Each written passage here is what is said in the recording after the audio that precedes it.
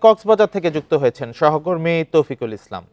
তৌফিকুল, নিজ দেশে ফিরে যেতে রোহিঙ্গাদেরই উদ্যোগী হওয়ার পরামর্শের কথা আমরা শুনছিলাম, সেটি কি আসলে সম্ভব? রোহিঙ্গারা কি বলছেন এ বিষয়ে?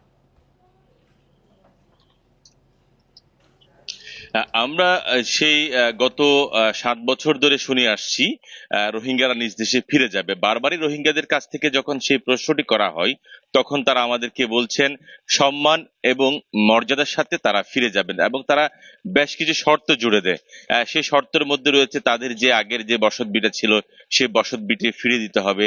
তারা স্বাধীনভাবে, অর্থাৎ মিয়ানমারের যে সকল লোকজন আছে তারা যেভাবে স্বাধীনভাবে চলাফেরা করতে পারে, সেখানে স্কুল কলেজে পড়াশোনা করতে পারবে, সেই সকল আম, সুযোগ সুবিধা তাদের দরকার বলে তিনি মনে করছেন। তবে এখন কিন্তু রোহিঙ্গা অর্থাৎ মিয়ানমারের পরিস্থিতি অনেকটা ভিন্ন। সেখানে আপনি জানেন আরাকান আর্মি এবং জান্তা সরকারের মধ্যে সংঘর্ষ চলছে, যুদ্ধ চলছে। নতুন করে সেই জায়গা থেকে আরো অনেক রোহিঙ্গা বাংলাদেশের অনুপ্রবেশের একটা আশঙ্কাও রয়েছে। সে আশঙ্কা থেকে কিন্তু এখন পর্যন্ত যে এইখানকার এপারে যারা আছেন তারা বলছেন ওই পারে তাদের সাথে আত্মীয় স্বজনের যোগাযোগ রয়েছে।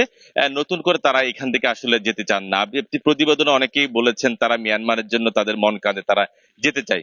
শরণার্থী ত্রাণ ও প্রত্যাবাসন কমিশনার বলছেন এখনই আসলে সময়, যেহেতু সেখানে যে রোহিঙ্গারা যারা বাংলাদেশে আছে, যেহেতু আরাকান আর্মি এবং জান্তা সরকারের মধ্যে সংঘর্ষ চলছে, অনেক রোহিঙ্গা এখান থেকে বাংলাদেশ থেকে কিন্তু সেই জায়গায় যোগ দিয়েছে, তারাও সেই যুদ্ধে অংশগ্রহণ করছে, সেরকমই অসমর্থিত আমরা সূত্রে আমরা খবর পেয়েছি।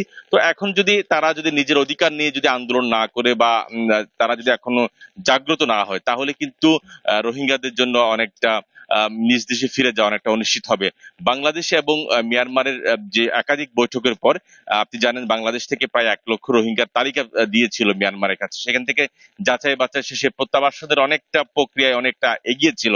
সে সময় মিয়ানমারের সংঘর্ষ সংঘাত বাদে এখন পর্যন্ত সেই প্রত্যাবাসন প্রক্রিয়াটি অনেকটা অনিশ্চিত হয়ে পড়েছে। রোহিঙ্গাদের নিয়ে যদি একটু বলতে চাই, তাই বাংলাদেশের রোহিঙ্গাদের যে বসবাস 12.5 লক্ষ রোহিঙ্গার কথা বলা হচ্ছে, কিন্তু বাস্তবে এই সংখ্যা অনেক বেশি। রোহিঙ্গাদের দ্বারা এখানে যে আইন শৃঙ্খলা পরিস্থিতির অনেকটা অবনতি হচ্ছে। ক্যাম্পে এখানে খুন থেকে শুরু করে অপহরণ, অনেকটা পরিস্থিতি নিয়ন্ত্রণে করা যাচ্ছে না। আপনি জানেন এই যে কক্সবাজারের উখিয়া এবং টেকনাফের যে ক্যাম্প রয়েছে সেখানে অ্যাপিবিএন দায়িত্ব পালন করছে। আগে সেনাবাহিনী দায়িত্ব পালন করছিল, নতুন করে এখন অ্যাপিবিএন দায়িত্ব পালন করছে। অ্যাপিবিএনও কিন্তু তাদের সেভাবে নিয়ন্ত্রণ করতে পারছে না প্রতিদিন। এবং আমরা দেখতে পাচ্ছি সেখানে আধিপত্য বিস্তারকে কেন্দ্র করে খুনের ঘটনা, সেখানে সন্ত্রাসী জনগোষ্ঠী সক্রিয় রয়েছে, তারাও বাংলাদেশিদেরকে অপহরণ করে মুক্তিপণ আদায় করছে। সেরকম পরিস্থিতির মুখে বারবার পড়তে হচ্ছে। এখন যেহেতু বাংলাদেশে অন্তর্বর্তীকালীন সরকার, এই সরকার আসলে মিয়ানমারকে কতটুকু চাপ প্রয়োগ করবে বা কিভাবে আলোচনা করবে, সেটি এখন কিন্তু এখানকার সুশীল সমাজের নেতারা তারা সেটি বলছেন, এবং নতুন করে আসলে প্রত্যাবাসনের প্রক্রিয়াটি ভাবা উচিত বলে তারা মনে করছেন। কক্সবাজার থেকে জানাচ্ছিলেন সহকর্মী তৌফিকুল ইসলাম।